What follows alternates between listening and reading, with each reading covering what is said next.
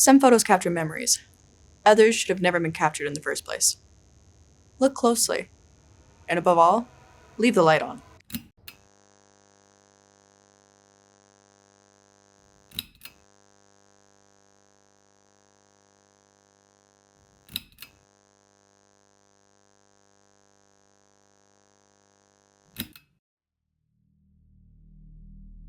The image is haunting. Omayra Sanchez is just 13 years old. She became trapped beneath the rubble of her home after a mudslide caused by a volcanic eruption on November 13, 1985. The volcanic eruption devastated the Colombian town of Armero, causing panic to spread throughout the town, and like Omayra, thousands of people suffered the same fate.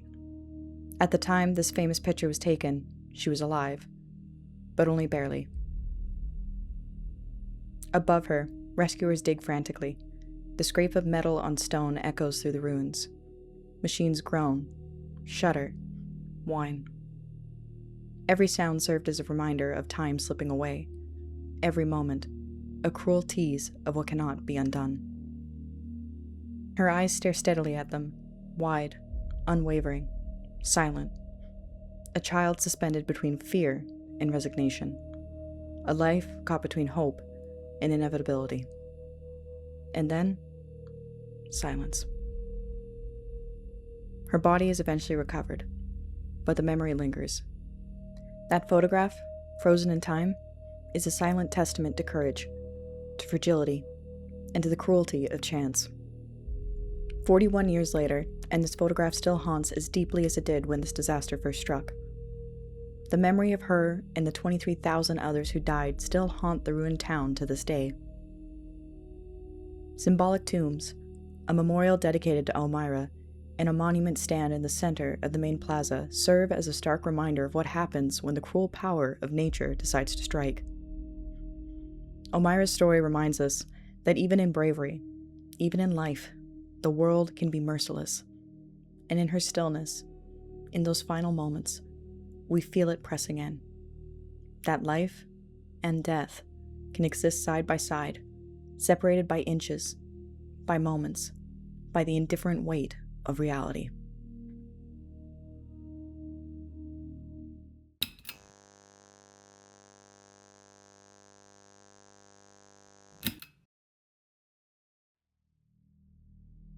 At first glance, it's just writing on a wall.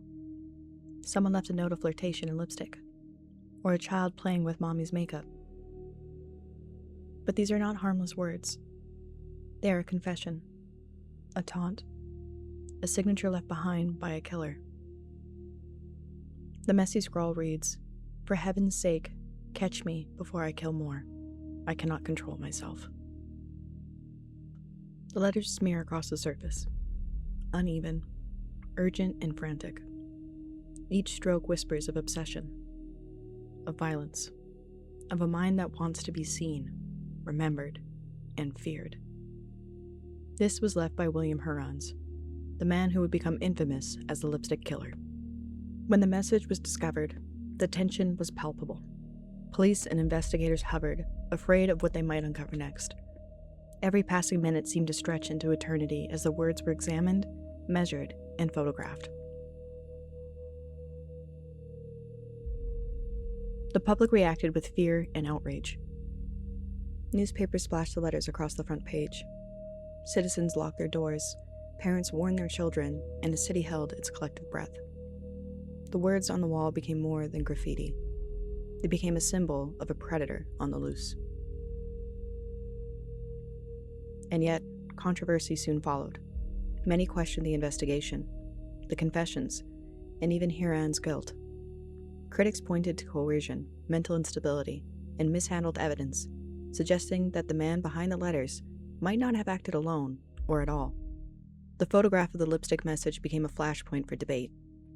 Was this a confession, a staged act, or the work of a disturbed mind caught in a system eager for closure? It is a frozen moment of terror, captured not by a lens but by the hand of a murderer, or perhaps by the chaos of perception itself. The message exists in the space between what is read and what is felt, the unseen menace behind the letters, the intent that cannot be erased. Even decades later, staring at this photograph is enough to send a chill down your spine. It's not just the words themselves, it's the darkness behind them. The knowledge that someone somewhere wanted you to know he existed, and that fear itself was part of the message.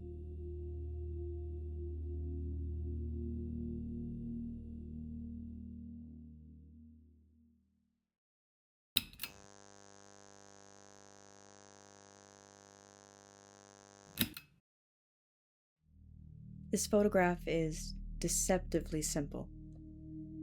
2 sets of tracks, etched into pristine snow, curling forward into a whiteness so vast it swallows sound, swallows shape.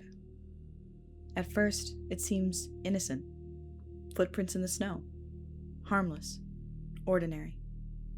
But look closer, and you realize something darker lingers in the stillness. Kurt Dienberger's steps are careful, deliberate, alive with awareness. Every footprint a choice, every heartbeat a prayer. Beside him, Herman Bull's trail continues straight, unbroken, leading into the unknown, vanishing over the edge of a hidden cornice, leaving nothing behind but the tracks down the mountain. No scream, no struggle, only absence, only silence. Only the snow, holding the memory of what was taken. The mountain watches, silent, cold, patient, indifferent, and waiting. Always waiting.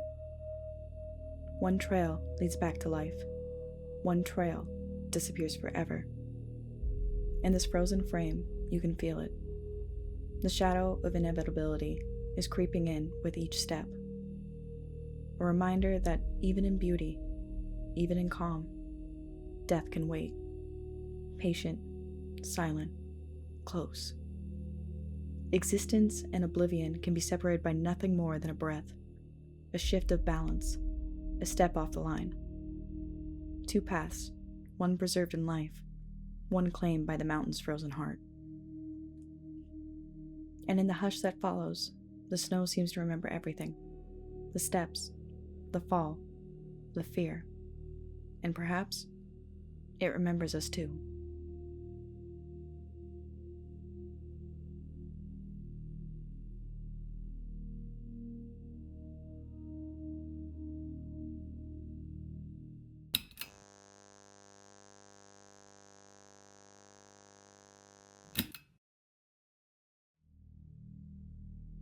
When the atomic bomb hit Hiroshima, the flash seared everything in its path. Buildings crumbled, trees disintegrated, and streets melted into dust. Everything was consumed in an instant. Some people vanished immediately, vaporized, erased, leaving behind nothing but absence. For some, they left behind a mark. This photograph shows one of those marks left behind. A shadow burned into stone or concrete. A silhouette frozen in the precise instant life was snatched away. Not a ghost, not a haunting. Something far more unsettling. A permanent imprint of a presence that should have been, yet isn't. A life, erased in an instant, yet impossibly still visible. Science can explain it, of course. The person's body shielded the surface from the blast full force, leaving a shadow etched into reality. A mark of absence, a physical echo of something that no longer exists. But knowing the science doesn't soften the horror. It doesn't make the silence any less oppressive. It doesn't make the emptiness any less absolute. The most disturbing part? This shadow is the closest thing left to a human presence after total annihilation. A reminder that someone once stood here, laughed, walked, breathed. That someone lived. And now all that remains is a stillness so complete, so absolute. The ghost of a shadow. Silent, permanent, unforgettable. Even now, decades later, the concrete remembers. It whispers the absence of a life that once was. And in that whisper, there is a horror that no words, no science, no history can ever erase.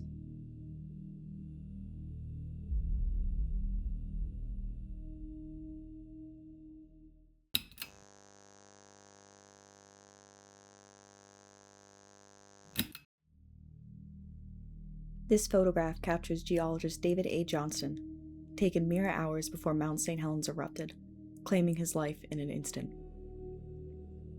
He's smiling, focused, completely unaware that he's standing in the path of unimaginable destruction. It is a portrait of quiet purpose, of curiosity, of humanity standing against the vastness of the natural world. You can see a life in motion, completely unaware of the shadow creeping closer with each heartbeat. The mountain loomed behind him, a sleeping giant, its power hidden beneath a serene, silent calm. The air carried the faint smell of sulfur and ash. The ground trembled beneath his feet, subtle but unrelenting. To him, it was just another day in the field. Another day studying the rhythms of the world. Moments later, his voice came over the radio, calm, precise. Vancouver, Vancouver. This is it. Those words. They mark the fragile boundary between observation and obliteration, between life as it is and life as it ends. The camera didn't merely capture a moment. It captured the last calm breath before catastrophe.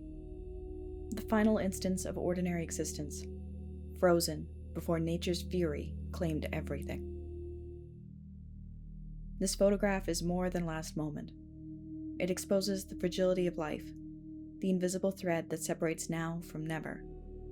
In it, we are reminded that no matter how much we believe we understand death, we can never truly know how near it lies, or when it might claim us.